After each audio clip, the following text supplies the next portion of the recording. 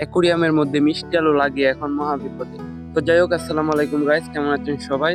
তো মূলত আমি আমার অ্যাকুরিয়ামে মিষ্টি আলু লাগিয়েছিলাম আর কি। তো এখন সমস্যা হচ্ছে গিয়ে আমি আমার অ্যাকুরিয়ামের ঢাকনাটা এটা লাগাইতে পারতাছি না। তো এখন মোটামুটি একটু বিপদেই আছি আর কি। আর এখন অ্যাকুরিয়ামের মধ্যে ঢাকনা লাগাতে হলে এই সাইডটা কাটতে হবে, আর না হলে ঢাকনা ছাড়াই রাখতে হবে। তো এখন যদি ডেকোরেশনটা চেঞ্জ করি তাহলে হবে।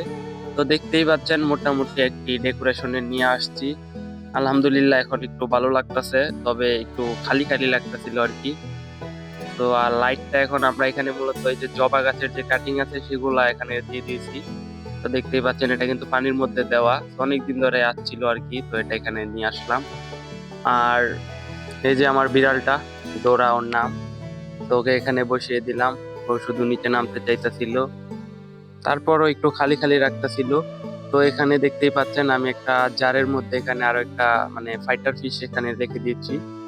সো একটা লুক আসছে আর কি এখন। আর এত কারসাজি করে ঢাকনা লাগানোর কারণ হচ্ছে লাইটের জন্য আর কি। আর এই যে আমাদের ডোরা আবারও নিয়ে আসছে ওকে। তো এখন ওই মাছের দিকে নজর দিছে। তো যাই হোক, এই ছিল আর কি। তো সবাই ভালো থাকবেন, আল্লাহ হাফেজ।